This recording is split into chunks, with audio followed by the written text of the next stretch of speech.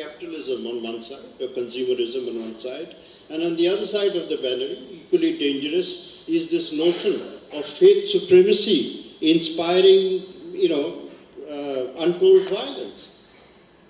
And is the squeeze going to destroy civilization as we can practice it?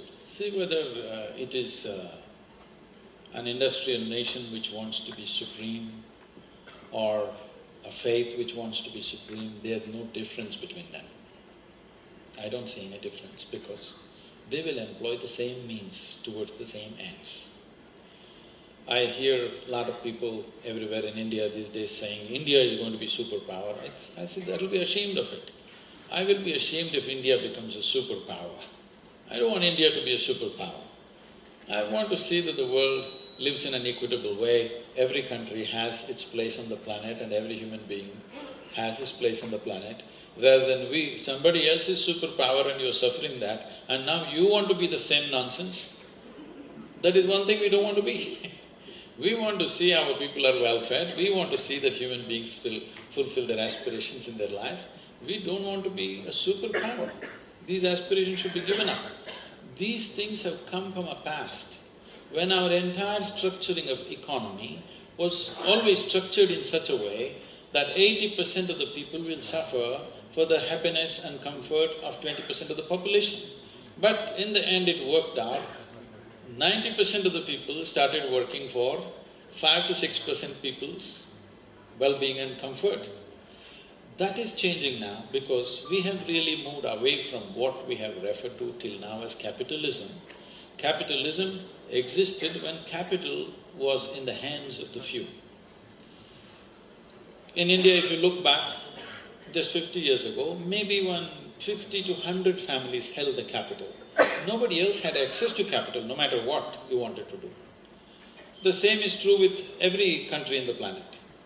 Today it is not so. If you have an idea and you know how to execute it, there is capital. Capital is not the problem anymore. So this is no more capitalism, but this is market economy. In the market there is demand for arms, somebody will supply. If you don't supply, somebody else will supply. So this is a vicious cycle. If you allow the market forces to decide everything, this is how it will go. We don't know what people will have in their hands tomorrow morning. It may so happen if somebody produces a pocket nuclear bomb, a lot of people will carry it. And technologically, it may not be too far away. So, we need to understand this. What is missing on the planet is this. Our science and technology in terms of having mastery over physical world around us has taken leaps and bounds. But our ability to take charge of ourselves as human beings, we've not paid attention to that. That's why, this country's culture is important because this country invested more on the inner well-being of the human being than on the external success.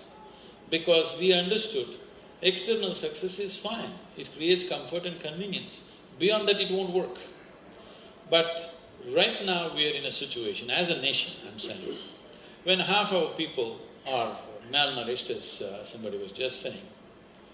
We have the highest level of malnourishment. My involvement with rural India is a painful involvement. Every time you walk into your village, you see 60% of the people, even their skeletal systems have not grown to full size. It feels terrible that you have eaten well in the morning and come there, and there are children looking at you without food in their stomachs.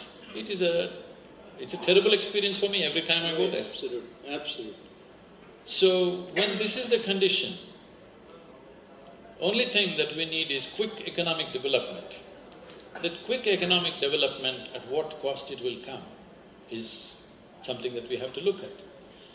To just give one example, for example, in Tamil Nadu there's one town called Tirupur. It's a Hosari town, an export-oriented town, where normally an average labor class also earns 3 times what they earn in Coimbatore, which is just 50 kilometers away. So generally people's incomes are 3 to 4 times higher than anywhere else. Last Diwali, not this one, 2014 Diwali, in the entire state of Tamil Nadu. And that day, it seems they sold 36 crores worth of liquor on the Diwali day. That's a drinking day, okay? And Tirupur town accounted for some 27 crores of liquor in one day. So now, if economic well-being comes, either you will find them in the gutter or in the hospital, because 42% of Tamil Nadu's population is turning diabetic. Why? Because little economic prosperity. So economic prosperity without inner balance, economic prosperity without culturing your interiority can be a major disaster. So as we progress economically, it's very, very important that human consciousness also must raise. If that doesn't happen, then these disasters are just a consequence of not having paid attention to individual human beings. All our fixes are mass fixes. There is no mass here. There is just you and you and you. There is no mass population here. It is only politicians, religious leaders, others who are counting numbers who simply look and say, this is mass.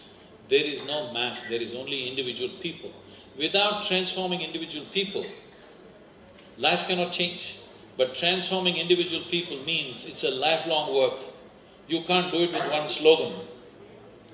With one slogan today, you move a mass of 10,000 people and you think you transform them. No. Individual transformation will cost life, involvement with people. It's an endless amount of work. That has not been done in the world, not enough. See,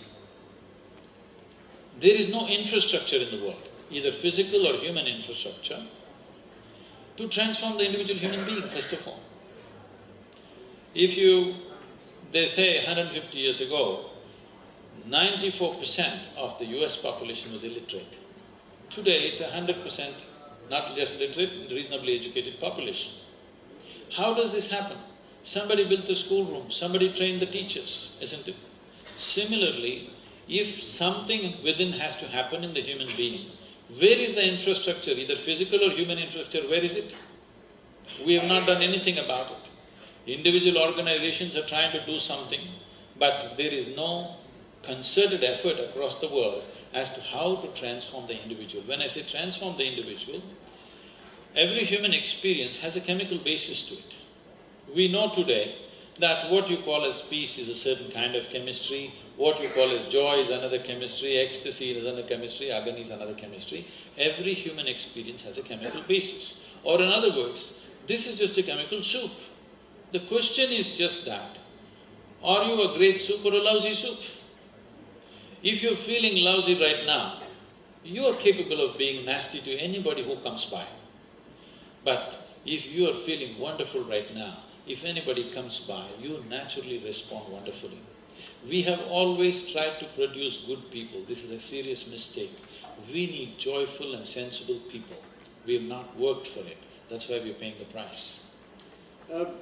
In reference to even